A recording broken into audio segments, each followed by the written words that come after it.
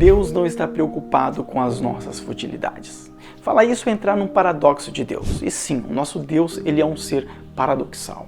Na verdade, a Bíblia Sagrada, ela apresenta vários paradoxos de Deus. Poderíamos listá-los aqui aos montes, faríamos um vídeo só sobre isso. Mas ao mesmo tempo que Deus, ele não está preocupado com as futilidades da nossa vida, ao mesmo tempo ele se atenta a todas as nossas preocupações. Então, se você acha e você sente que Deus ele te abandonou e que agora é só você e seus problemas e que você está sozinho e que Deus não está nem aí para você, este vídeo é uma mensagem, é uma resposta de Deus para você.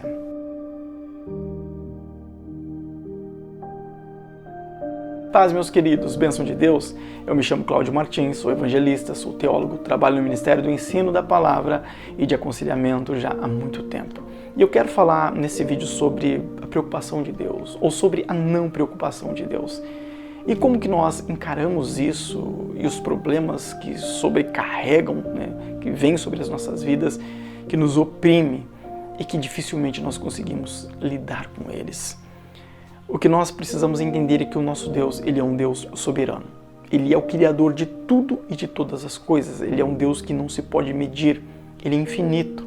A Bíblia nos apresenta em vários momentos algo relacionado à soberania de Deus. A palavra de Deus nos diz que o nosso Deus, ele desenrola o céu como cortina, como um avental, como se fosse ali um lençol. Imagina a grandeza desse Deus. A Bíblia diz que a terra, o globo terrestre, é o escabelo de seus pés. Na cultura judaica, do povo da época, escabelo era um banquinho, uma mesinha de assento, para você entender. Aí o trabalhador chegava ali do seu serviço, do dia cansativo, se assentava ali em algo e esticava os seus pés e colocava ali naquela mesinha de assento, era o escabelo de seus pés. E o globo terrestre, o planeta Terra, é o escabelo dos pés de Deus. A Bíblia nos fala sobre a onisciência de Deus. O salmista, no Salmo de número 139, ele diz: nenhuma palavra ainda me chegou à boca e o Senhor já conhece. Ele ainda fala sobre a onipresença de Deus, dizendo: para onde eu fugirei? Para onde eu irei da presença de Deus? Se eu subir no alto dos céus, Deus está lá. Se eu ir para a profundeza do mar, ali também Deus está. Se eu fizer a minha cama no Sheol, ou seja, no inferno, ali também Deus está. E isso tudo por quê? Porque Deus é onipresente, Ele está em todos os lugares. Mas Ele também é onipotente, ou seja, Deus, Ele pode tudo e todas as coisas. Então nós estamos falando de um Deus imensurável, de um Deus infinito. Mas como que um Deus tão grande pode, ainda assim, morar aqui dentro? Essa é a diferença do nosso Deus em relação aos demais deuses de outras religiões. Porque mesmo Deus sendo soberano, gigantesco, ele ainda consegue morar dentro de cada um de nós. Sigmund Freud, ele disse que no ser humano existe um espaço, um vazio, onde somente Deus, um ser como Deus, pode se encaixar e pode preencher. Detalhe, Freud era ateu. E mesmo ele reconheceu que no homem, existe um espaço que só cabe Deus. Então o nosso Deus, mesmo sendo um Deus gigantesco, ele se fez pequeno para morar dentro de você. Isso nada mais é representado pelo lava-pés de Jesus. O que Jesus fez com os discípulos? Jesus, certa feita, pegou uma bacia com água, pegou uma toalha e começou a lavar os pés dos discípulos. Pedro ficou estarrecido com aquilo, porque na cultura da época, do povo ali judeu, quem lavava os pés era na verdade um escravo, porque as pessoas andavam pelas ruas e eles usavam sandálias de couro, eram abertas, e ali sujavam os pés, e tinha ali também as fezes dos animais que trafegavam ali pelas ruas, então chegava na casa de alguém com os pés todos sujos. E então tinha um escravo ali que lavava os pés das pessoas, dos visitantes, enfim, e Pedro começou a olhar aquilo e ele ficou abobado com aquilo, porque Jesus estava lavando os pés dos discípulos, ou seja, o Criador de tudo e de todas as coisas, lavando os pés, se fazendo como escravo. Foi isso que Jesus fez, dando uma lição de humildade para os discípulos e para nós. Foi isso que Jesus fez quando ele deixou a sua glória, como Paulo diz ali aos Filipenses, e se fez carne. Ele se tornou um ser finito, por conta de sua humildade e do seu amor para conosco. O nosso Deus, ele faz isso. Ele é um Deus soberano, mas ele se torna pequeno para morar em nós, que somos um ser finito, um ser pecaminoso, um ser cheio de falhas. O próprio Deus diz que a nossa justiça diante dele é como trapo de imundícia. Então, o que existe em mim, o que existe em nós para fazer com que Deus ele venha se atentar aos meus problemas e às minhas dificuldades? Será que existe algum mérito em nós? Será que existe algo que nós fizemos para Deus para que ele venha nos retribuir? E na verdade não. Tudo que Deus faz é segundo a sua grandeza, segundo a sua benevolência, segundo a sua misericórdia. Então, às vezes nós olhamos para Deus e encaramos Deus como um ser tão grande, tão imensurável, que ele não vai ligar para a gente. O que Deus tem de ligar para os meus problemas e as minhas dificuldades? Porque Deus ele é grande. Quem sou eu para que Deus ele se atente para mim? E sim, Deus não se preocupa com as nossas futilidades. Lá no Salmos de número 94, verso de número 11, diz que o Senhor ele conhece o pensamento do homem e sabe o quanto são fúteis. Mas no mesmo Salmos, lá no verso de número 14, diz que Deus ele não desampara o seu povo. Ele não abandona, ele não rejeita a sua herança. Então, este mesmo Deus que não está preocupado com o pneu do seu carro que furou, ou com a tela do seu celular que trincou, ou com o botão da sua camisa que acabou estourando, esse mesmo Deus que não se preocupa com essas coisas, ele se atenta para todas as coisas que te traz preocupação. A verdade é que o nosso Deus ele é soberano, então ele não se preocupa com nada, porque ele não é homem, ele não é ser humano, então ele não se preocupa com nada. Mas isso não significa que ele não vai se atentar aos meus problemas e às minhas dificuldades. Certa feita, Jesus chegou em uma aldeia e uma mulher o recebeu. O nome dela era Marta. E Jesus ali começou a ensinar e Marta estava fazendo os serviços ali do lar, já que o povo judeu sempre foi um povo muito hospitaleiro. Mas Maria, irmã de Marta, não estava ajudando ela. Ela estava ali assistindo, ouvindo a palavra de Jesus. E Marta, tão ali preocupada com os afazeres, falou com Jesus: Senhor, não te importa que minha irmã venha me ajudar? E Jesus falou para ela: Marta, você está preocupada com tanta coisa, mas uma só é necessária. E Maria escolheu a melhor parte.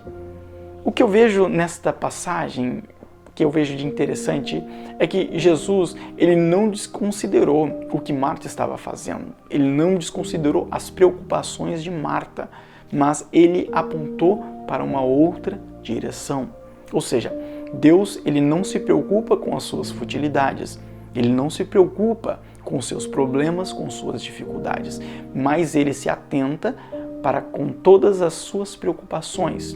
Tudo aquilo que é sofrimento para você, tudo aquilo que te tira a paz, Deus ele se atenta para isso. Então, se você se preocupa com algo, ele não vai se preocupar juntamente com você, mas ele vai te mostrar o caminho, ele vai te mostrar o ponto aonde você deve chegar. Foi isso que ele fez com Marta. Jesus ele não estava condenando o serviço doméstico em hipótese alguma, mas ele mostrou para Marta um outro ponto, um outro ambiente em que Marta deveria estar na sua mente, na sua alma, no seu coração.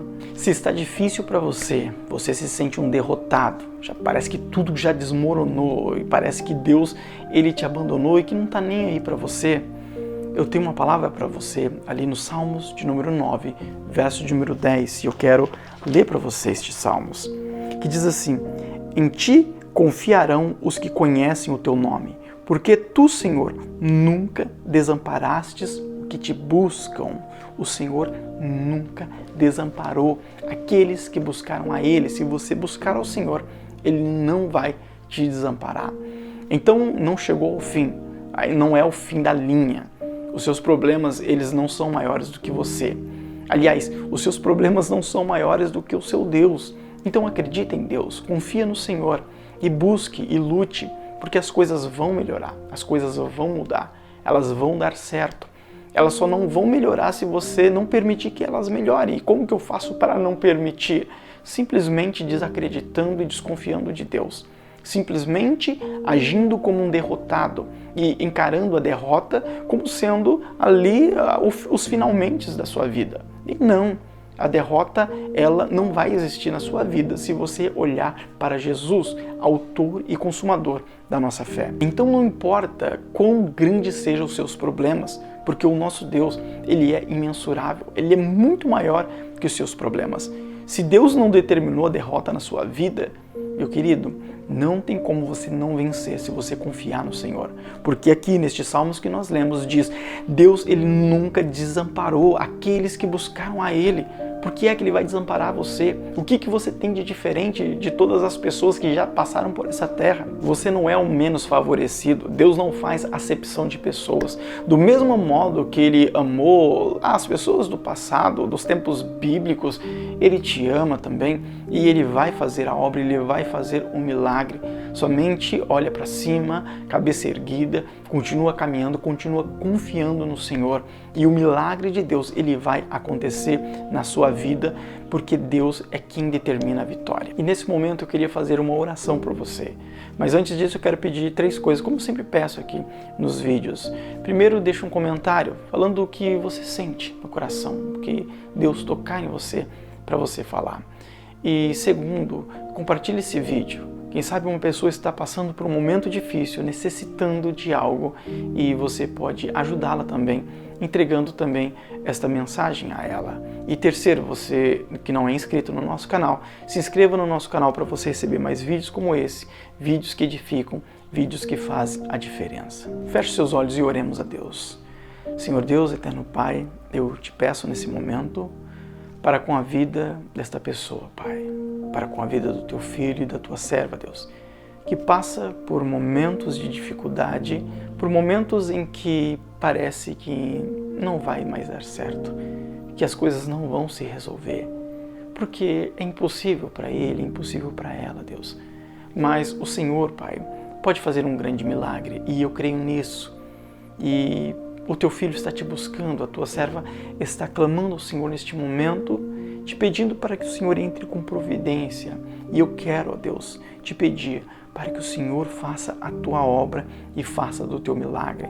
Que todo o mal que tem se levantado caia por terra e que tudo aquilo, ó Deus, que vem dado errado, está dando errado até aqui, Senhor, que começa a se consertar, porque o Senhor é aquele que põe as mãos para que aconteça a obra, para que aconteça o milagre.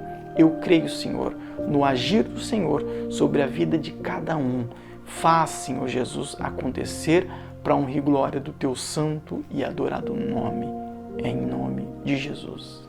Amém. Que Deus te abençoe grandiosamente. Não desista e fica na paz.